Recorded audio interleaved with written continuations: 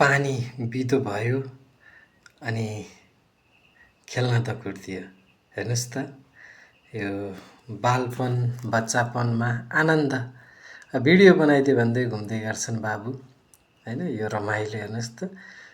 सायद तपाईँ हामी यो पल खोजेर अब पाउँछौँ होला त, अवश्य पाउँदैनौँ होला।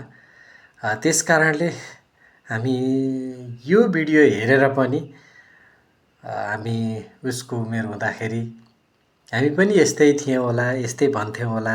अहिलेको जस्तै सेवा सुविधा नपाए पनि हामी पनि त यस्तै थियौँ होला नि त हैन। यस्तै चकचक गर्थ्यौँ होला, हामीसँग जुत्ता हुन्थेन होला, खाली खुट्टा हुन्थ्यो होला, हामीले लगाएको त्यो पाइँटो हुन्थेन होला, माथि हुन्थेन होला, नाङ्गै दकुर्थ्यौँ होला। तर तरिका त यही हो नि त हैन र। त्यस कारणले पनि यिनको यो जुन बालपन बच्चापन छ यो देखेर मलाई त एकदम आनन्द आउँछ। अनि म त्यो दिन सम्झिन्छु। त्यो दिन देख्न त सक्दिनँ, तर त्यस्तै जस्तो भोलिका दिनमा यो बाबुले यी दिन मेरा यस्ता थिए भनेर प्रत्यक्ष देख्न पाओस् भनेर पनि यो युट्युब च्यानल बनाएको छु। उसका हरेक गतिविधिहरू मैले यसमा कैद गर्ने गर्छु। अनि भोलि उसलाई लागोस् मेरो बुवाले मलाई एकदम ठुलो उपहार दिएको रहेछ भनेर भोलि महसुस होस्, भोलि मलाई थ्याङ्क्स भनोस् हैन। त्यो मेरो चाहना छ हैन। हामी भोलि अहिले देखिरहेको हामी भोलि बुढा हुनेछौँ अनि बाबु ठुलो हुनेछ अनि त्यो बेलामा चिनेकै गाडी हो के धन्यवाद दिँदाखेरि कस्तो आनन्द आउँछ होला है। सम्पत्ति त केही नै होइन हजुर, सम्पत्ति जब त एकछिन हुन्छ। भनिन्छ नि हातको मैला सुनको थैला के गर्नु धनले, सागर जिस्नो खाएको बेसा आनन्दी मनले। सम्पत्ति केही छैन, तर पनि यस्ता चिजहरू हामीले बचाएर राख्न सक्यौँ भने भोलिका दिनमा यो धेरै मूल्यवान हुनेवाला छ हुन्छ। त्यस कारणले तपाईँहरू पनि यदि अझै तपाईँहरूले युट्युब च्यानल बनाउनु भएको छैन भने युट्युब च्यानल खोल्नु होला।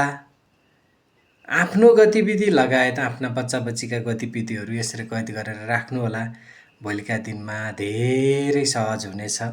र यदि तपाईँहरूलाई युट्युब च्यानल बनाउन यस सम्बन्धी केही नलेज छैन भने तपाईँहरू सिक्न चाहनुहुन्छ भने मलाई कमेन्टमा गएर मी लेख्नुहोला। अनि त्यसपछि म तपाईँलाई रिप्लाई गर्नेछु र हामी एकसाथमा जुडिएर तपाईँलाई मैले जानेको युट्युब सम्बन्धी कुराहरू यहाँहरूलाई सिकाउने छु। त्यस कारणले तपाईँहरू पनि यसमा जोडिनु होला। यो यहाँहरूलाई जानकारी गराउन चाहन्छु। अझै पनि समय छ भनिन्छ नि, कहिलेकाहीँ हामीलाई लाग्न सक्छ यस युट्युब च्यानल के हो, अनि फेरि अलिक जटिल विषय पनि हो कि होइन, हामीले गर्न सक्दैनौँ कि भन्ने लाग्छ भने तपाईँहरूले इजी सक्नुहुन्छ। तपाईँ चाहना पर्यो होइन, चाहना भयो भने इजी सकिन्छ। सचिन आयो स्कुलबाट, ऊ दाजु होइन छ्यामाको छोरा, अनि उसलाई खुसी लाग्यो नि त, गयो होइन, अनि भेट्यो आयो होइन। अब यो उमेरलाई हेर्नुहोस् त, यस्तरी खेल्ने डुल्ने यस्तरी घुम्ने भएको भएर होला बच्चा बच्ची प्रायः जसो स्वस्थ हुने, त्यही होला जस्तो लाग्छ।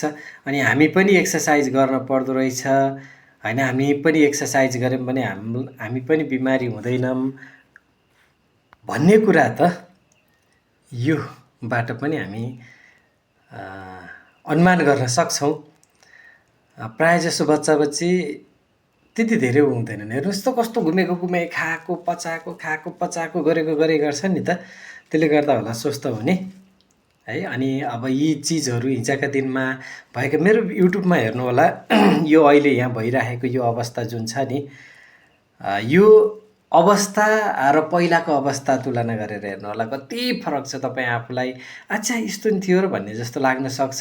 त्यस कारणले यादगार चिजहरू हुन्छन्, हामी चाहिँ यी चिजहरू सम्हालेर राख्नुपर्छ है। सम्हालेर राख्नु होला तपाईँले पनि।